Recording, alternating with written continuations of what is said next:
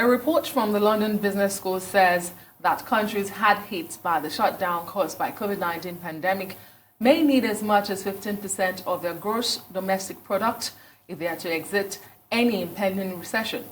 Also, the International Monetary Fund, IMF, estimates that the coronavirus pandemic will cause a global recession this year that could be worse than the one triggered by the global financial crisis of 2008 to 2009. In Nigeria, the current expenditure plan, 10.59 trillion, is too small to meaningfully support the economy.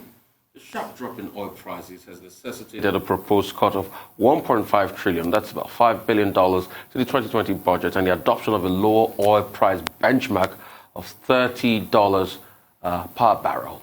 Thus, the drop in oil prices means lower government revenue, which translates into many states having difficulty meeting salary and pension obligations, and capital projects will be suspended and contractors owed, as we are seeing already. Now, so is there any impending recession in Nigeria? I think that's the question we're asking this morning. And joining us to discuss the COVID-19 likely recession in the country, if any, is Adedeji, a public affairs analyst, a fellow of Institute of Chartered Accountants of Nigeria, ICAN, and Chartered Institute of Taxation of Nigeria, CITN. Thank you so much, Mr. Adedeji, for joining us this morning. Thank you for having me. Well, you know, the indicators are there, but while we wait for the GDP figures, some analysts say what we should be worried about is not only a recession, but perhaps a depression. What are your thoughts? Yeah, good morning, everybody, and good morning, Nigeria. Very much so. We are in a very, very precarious situation. And as we're very much aware, we all have an idea of what coronavirus is and the impact on global economy currently. And then for Nigeria, not been an exception. We've seen our figures for coronavirus go up. That's at now, we have about 164 deaths, and we have very close to 5,000 confirmed cases.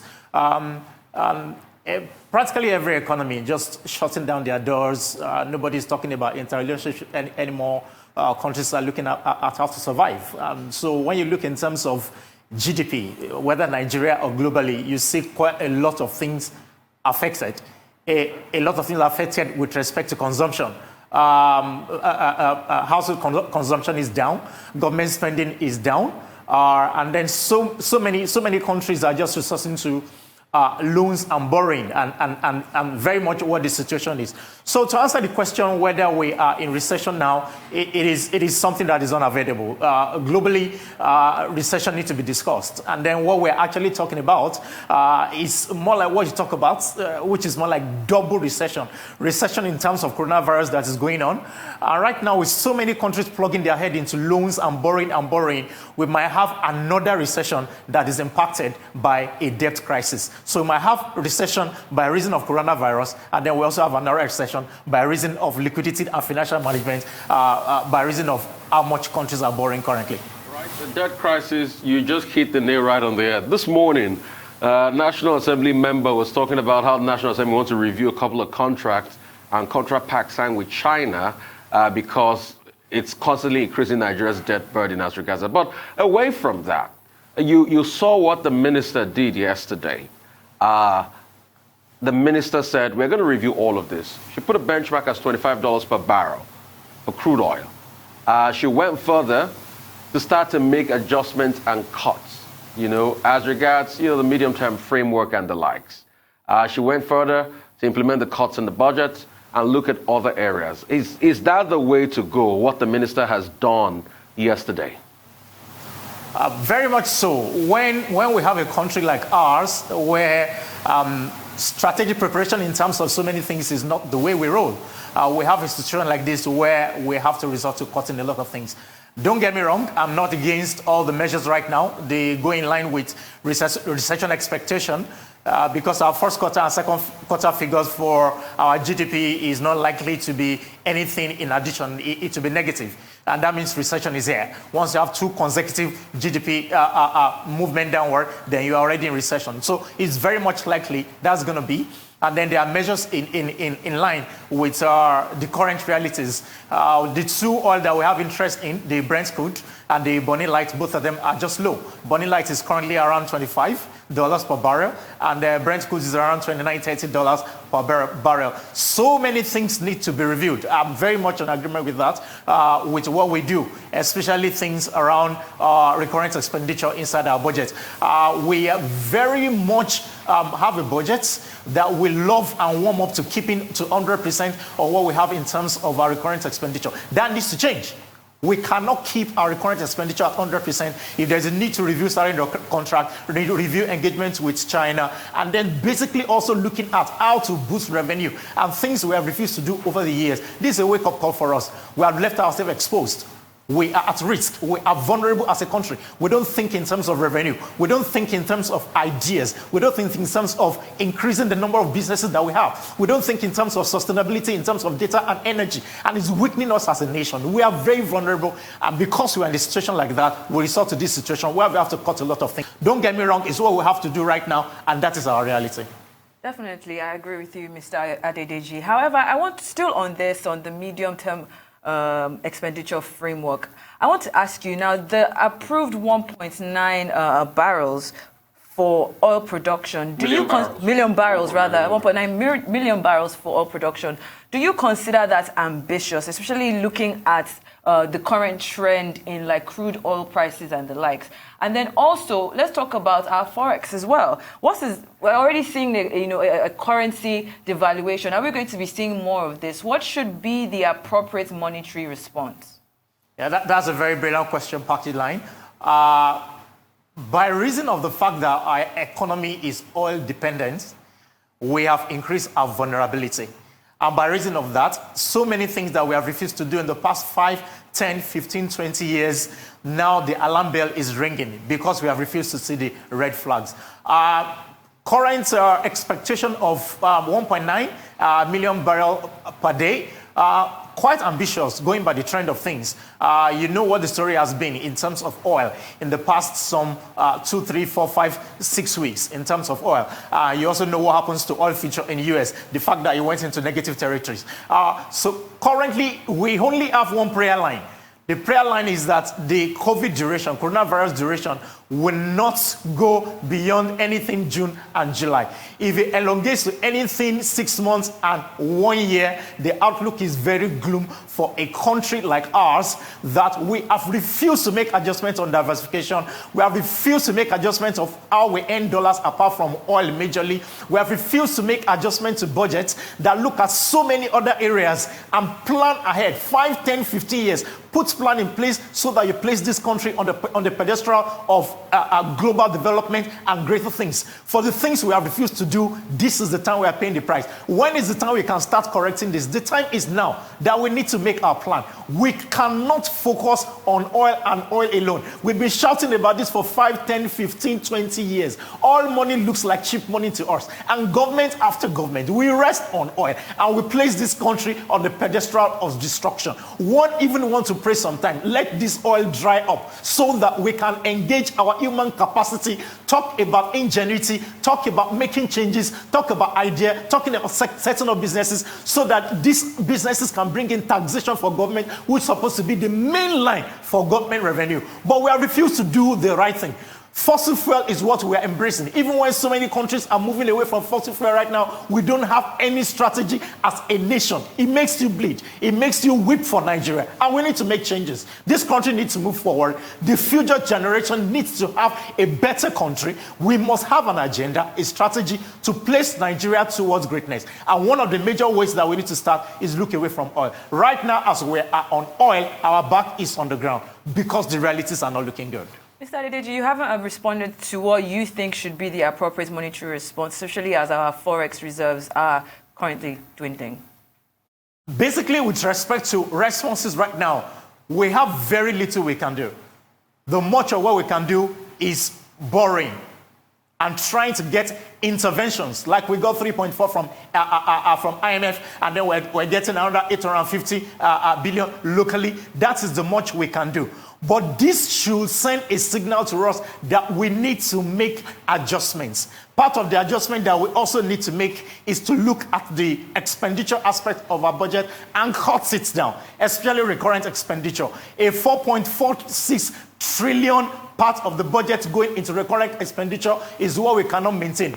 Make no mistake about it. The much of even the borrowing that we're doing right now, remember I talked about a secondary recession that is hinged on debt crisis. The much of the money we're borrowing right now will create another problem for us if we're not careful. I really reckon with what the Presidential Economic Advisory Council have talked about, the fact that we will need to actually cut quite a lot of things on our revenue line. We cannot keep our revenue like that. We must reduce it and look for ways of increasing our revenue. As a government, we must increase our revenue and look at other sources. We must look at services. We must look at how to empower our people. We must look at new businesses and new ideas. Indeed, some stark reality you're painting there. But this is not the first time Nigeria as a country has witnessed or suffered major economic crisis. In fact, in the last decade, we suffered two, one in 2009 and another in 2016. But none of those were triggered like we have now by a public health crisis. So my question to you really is, how much of a difference and how bad is it this time around? And how much of a role does infrastructure, public infrastructure, play in the recovery process that we should be engaging in? You may begin to respond to that question, but I may interject you for a commercial break. Go ahead, Mr. Adedeji. All right. I thank you for the question. The much of what we need to do in terms of interjecting this particular economy and giving it life is to understand where we are. That just like you painted it, this is being compared to the Great Depression of 1930. That this is quite bad. Something that started as a health crisis has moved into socio-economic crisis and a full-blown economic crisis. And really, with what we have on ground in terms of our reality, this is bad. You refer to the depression that we had in 2016. Don't forget that in 2016, along the line, by reason of what we're able to earn in terms of taxation, in terms of oil revenue, we were rescued out of this particular situation, and we came out of the recession in 2016. But this particular recession is different. It's a health crisis that has brought in a fall in GDP for us that will transform to a recession, and oil is not going to come to our rescue. That is the major difference. Oil won't come to our rescue. Of a country like ours that rests and depend heavily on oil revenue, the situation is quite dire, and we need to do a lot if we want to come out of this cleanly and we want to come out of this in great strides. All right, I understand that there's a quick commercial break. We'll go for it and come back, and I'll take you on some line of questioning. We'll be right back.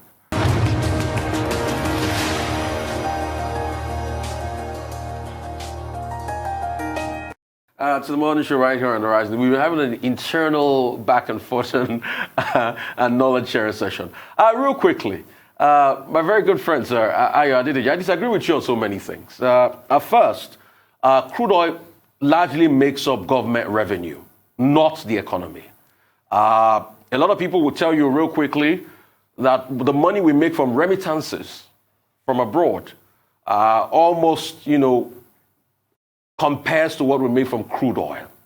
So it's government that should watch its revenue and free up more sources of revenue. But I want to go in the line of questioning and talk about infrastructure, because the reason why we had a 10 trillion budget from about 4 trillion budget that Ngozi Okonjo-Iweala used to keep it at is because this government said we want to do infrastructure.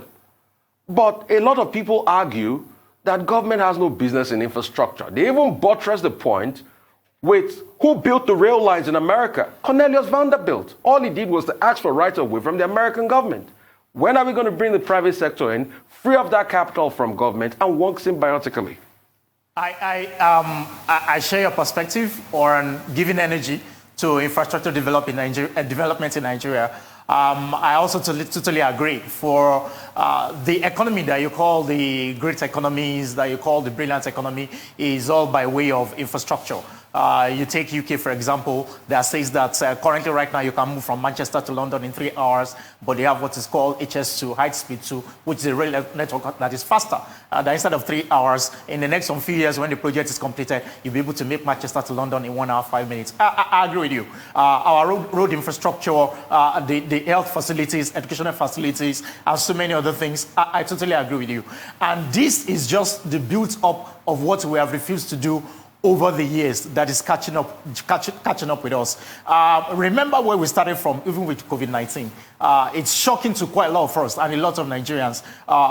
For a few people that are aware, that is fine, but many people are not aware, even to the extent that people that are at the corridors of power are not aware about the level of decadence in the health sector. The fact that isolation center is foreign language to quite a lot of states. To the fact that when you talk about ventilators, we practically didn't have any state that could say we have up to 10 ventilators. And then we saw this crisis in terms of health facilities and infrastructure playing a very negative role in Nigeria and probably some other countries.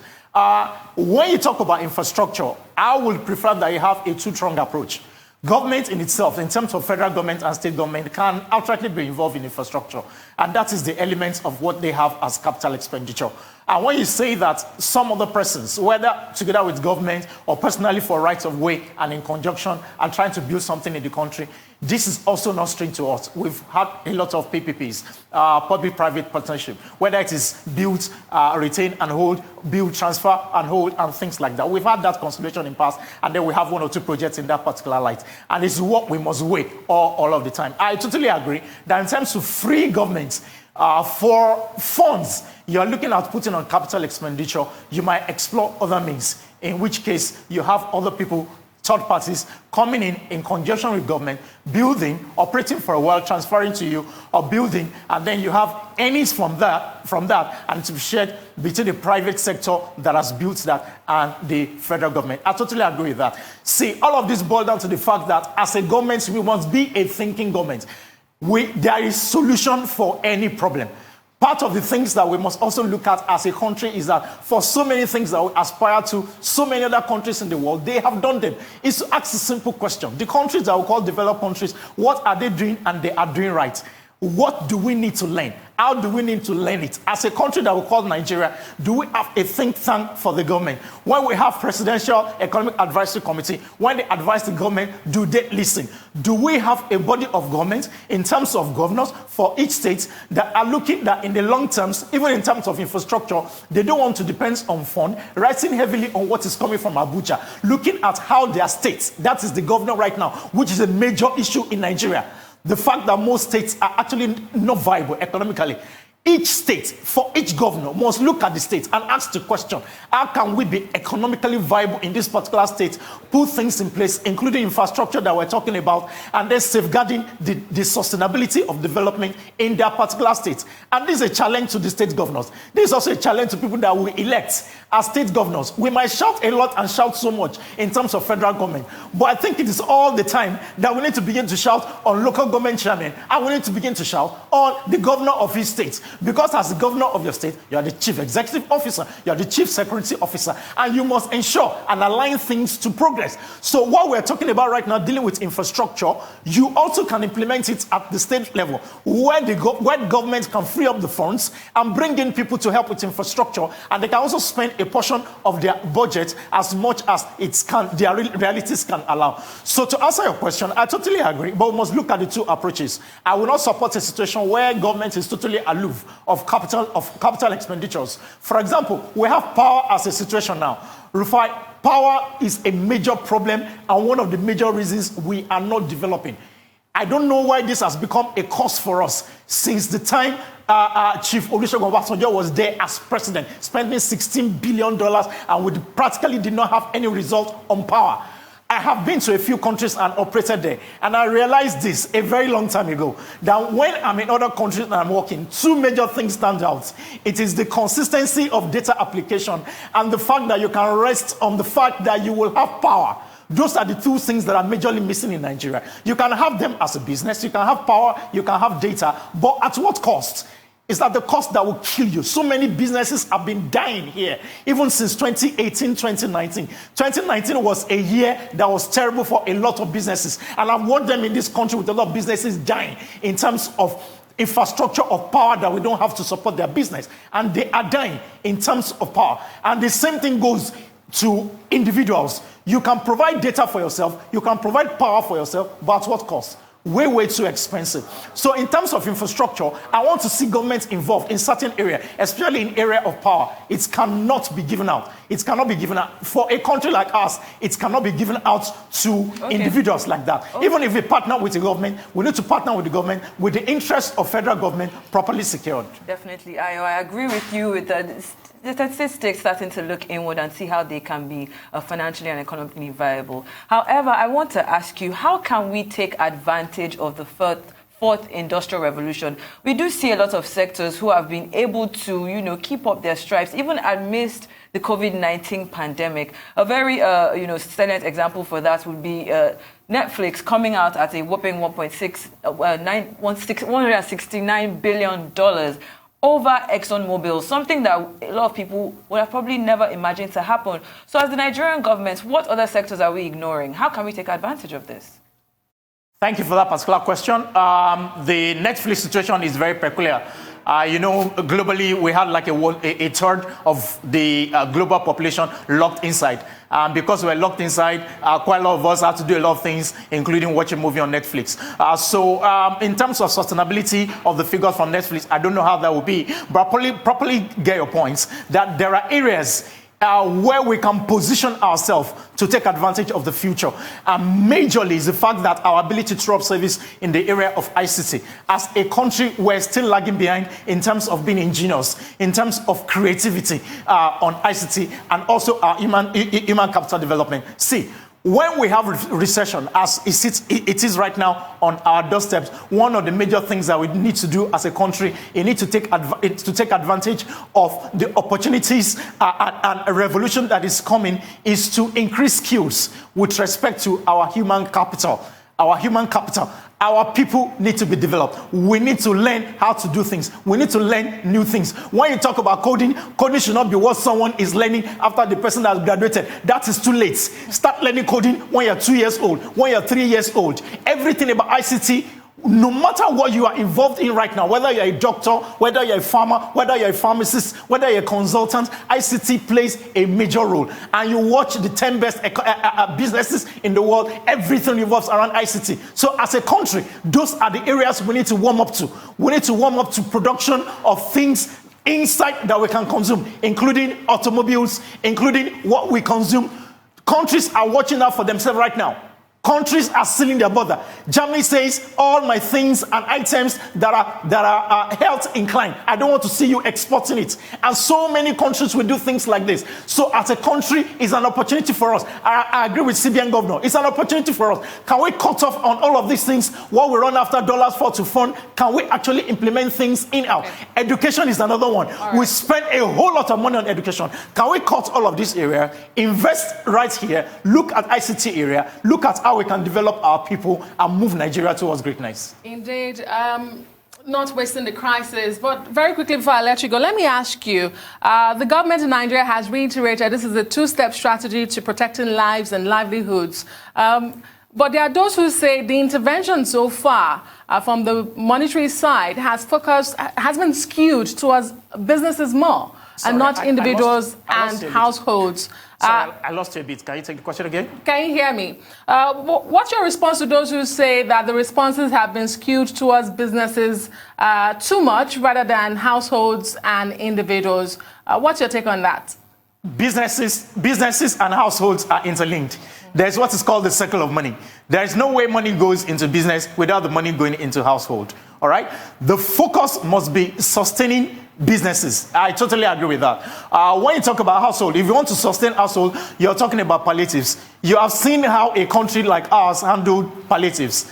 You've seen what we did the last 2 months, the last 2 weeks, 3 weeks, 4 weeks, and inside the lockdown, where everything about palliatives and supporting the individuals are totally messed up.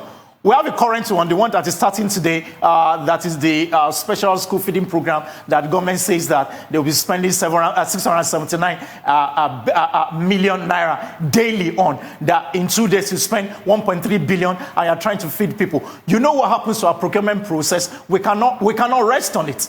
There are certain things that should not even be discussed. I do not agree with personally. It's my opinion. I do not agree with it. The school feeding program, in 2 days, you've already spent 1.3 billion to feed certain people that we might not have their addresses. Do you want to be going to homes of children to be feeding them? The fact that you want to be passing foodstuffs across. Quite a lot of things in terms of household consumption. Mr. Adedeji, thank you so much. That's so much we can take, even though the minister has her response to that. All right. Thank you so much.